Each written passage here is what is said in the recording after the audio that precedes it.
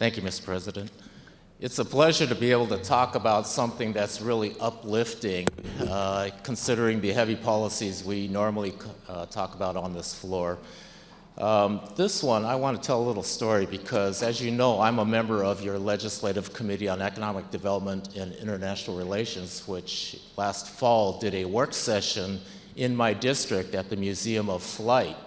So while I was at the Museum of Flight, wandering about like a wide-eyed tourist, I happened into the Red Barn, and a photo on the wall caught my eye. It was an Asian American, but seemingly way back in the day, and I'm thinking, this can't be a Jackie Chan movie or something. I wanted to find out more about this gentleman. So as I was standing there reading the interpretive statement about the picture, a gentleman named Ki Don came up to me and started explaining the history of that photograph. And what it was a picture of a gentleman named Wong Su, who was the first engineer hired by Bill Boeing back in the day for what was known then as the Pacific Aero Products Company, which was the predecessor to our Boeing company now.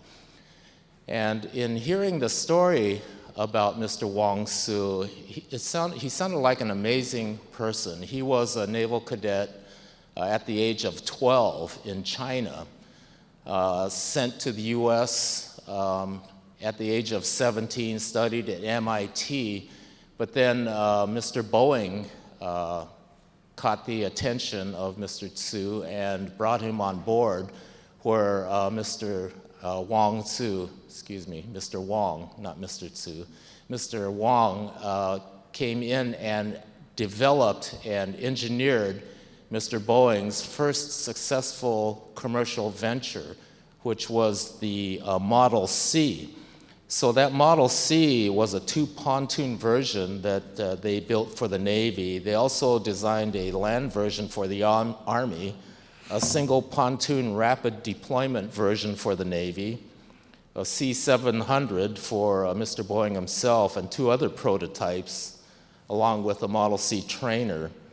And because of this very auspicious start for this fledgling company and the success due to the engineering designs and manufacturing processes designed by Mr. Wong, we now have, for our local economy, what has become a global leader in aerospace.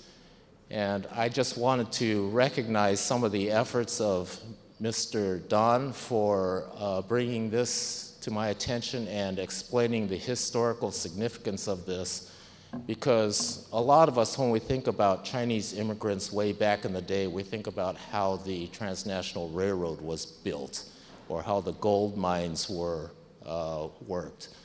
But this just goes to show the breadth of the contribution of the early Chinese immigrants to our local economy and to our country in building us up to what we are now as a global leader in aerospace. So I wanted to thank Mr. Don for this, and I wanted to really bring the attention of this body onto the historical significance of the contributions of the early Chinese immigrants. So I appreciate your support of this resolution.